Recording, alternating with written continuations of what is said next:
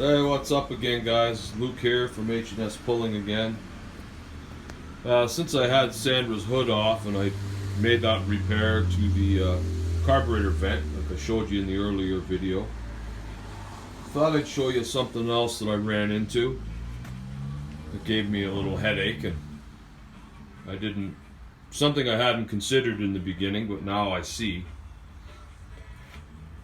What usually happens to you with these? When I built this first modified, I had the 900 in it. I did fairly well, and I was pretty happy with my performance. Other guys see what you're doing, and eventually the other guys catch up. So you got to step up your game. And every year it happens.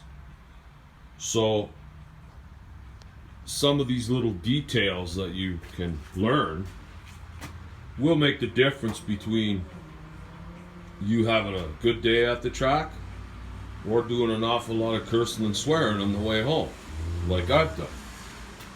So what I was going to show you was, I bought these cheap Chinese AirPods from eBay, like I'm sure a lot of you have done.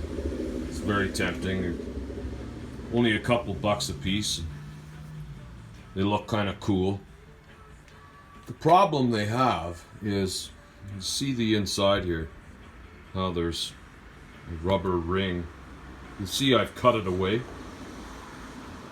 The reason I did that was because it blocks those two holes there. And those are quite important. I didn't realize that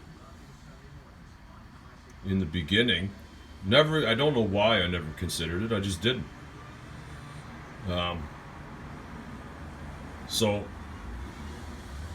you're far better off, in my opinion anyway, spending a bit extra money and buying better quality pods if you're going to run pods. These engines are fairly finicky as to how much air they get. The engineers at Suzuki and Kawasaki put a lot of thought into how much air they need. And if you're not prepared to rejet your carburetors, because you're going to throw the airbox in the garbage and run pods and run open tubes like I do, just be aware that you may have a little trouble. I've found that the inline 4 engines are a little more forgiving than, say, this Honda V4 I have over here. It's not forgiving at all. Without the airbox on it, it wouldn't even start.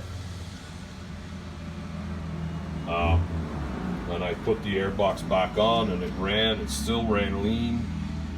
I had to jet the carburetor in order to get it to run. The reason it's sitting on the floor is only because it's quite a heavy engine, and for the amount of horsepower that it produces, it's quite heavy. I think it's rated somewhere in the neighborhood of 120 horse, maybe. I'm not 100% sure. I'd have to look again. But it's an extremely heavy engine. So your weight to horsepower ratio is not real good. I like the sound of it. It sounds cool. It thumps pretty good, and I think it would have done okay. But the Zenix 12 engine that I got, I think, is going to be a little bit better. So I'm not sure what I'm going to do with that yet. I'll just leave it there.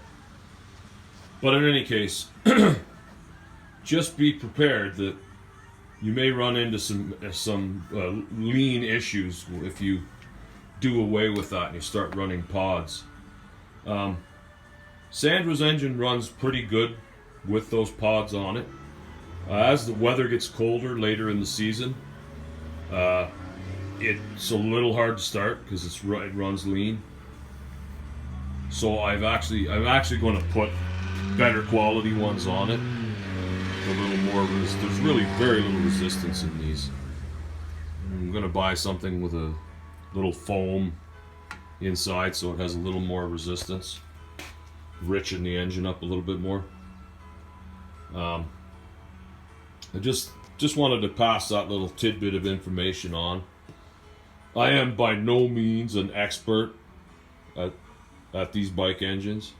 I've just been working with them and learning as I go, and guys have helped me out and give me tidbits of information along the way that have really helped, so I thought I would pass these along. If anybody has any better ideas or any comments, please leave comments. I'm always open to suggestions, and I'm always open to learning. Anyway, I gotta go for now. We'll talk again soon. Thanks for watching.